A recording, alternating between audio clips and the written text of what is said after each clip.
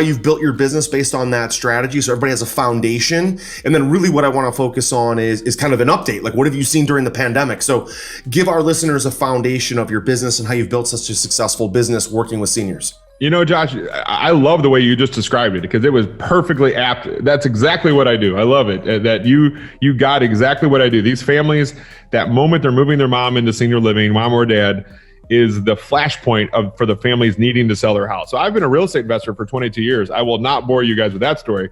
But back in 2011, we were saying, you know, it's really expensive to buy leads all the time, right? If you're in the marketing, we think we're in the real estate business, but we're really in the marketing business. And so we had this mandate for every deal we were going to do via, well, it wasn't really Facebook back then, but every deal we paid for marketing, direct mail, pay-per-click, all these things, we wanted to do one via networking. And so when you start networking, you're going to come across realtors, wholesalers, and then I discovered the senior living world. And the reason why is I love stereotypes, right? The stereotype of my seller is dad died 8 years ago. Mom's been doing the best she can. She fell down. She has to move into senior living. The adult child, I call her daughter Judy. I used to call her daughter Karen, but the word Karen's had a rough year and a half. Right. So we don't call her that anymore. We call her daughter Judy.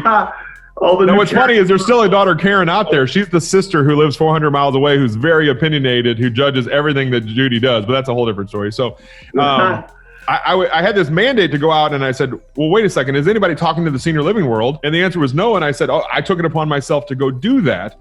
And what I found is, you know, I've got a big personality. How I talk as an investor and how the senior living world they can't be more far apart, right? Sure. And so I had to learn how to bridge that gap, how to tone it down a lot, to be able to build the trust, know what to say, because what I found is they're the perfect lead. And there's 5 reasons. I always say I'll take the Pepsi challenge with any other type of lead source for 5 reasons. These families need to sell the house versus want to sell it. So it's true motivation. I don't have to convince them of motivation.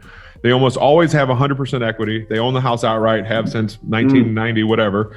Number 3 is, even if it's a clean house, which a lot of times it is, it's still full of 50 years of life, 50 years of stuff.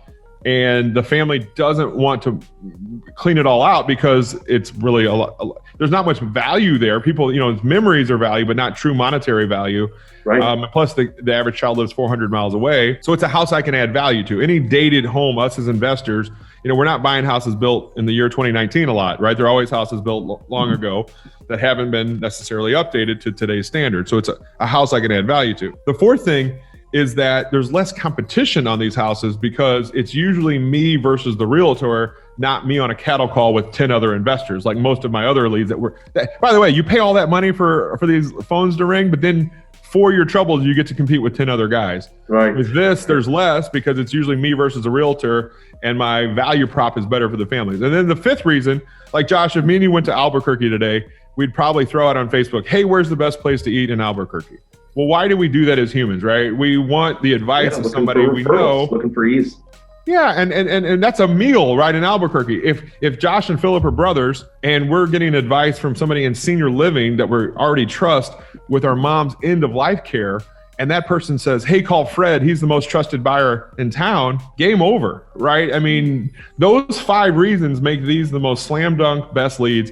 And so I set out back in 2011 to try to break into this industry, beat my head against the wall. I put my foot in my mouth every day. Fortunately, I'm stubborn enough to keep going back, and I kept learning what to say, kept learning what not to say. I think that's just as important. People hear what I do, and they're probably in their car right now. They're going, okay, I'll just walk into the front door and put my hand out and say, I'm Bob and I buy houses and I'm a realtor.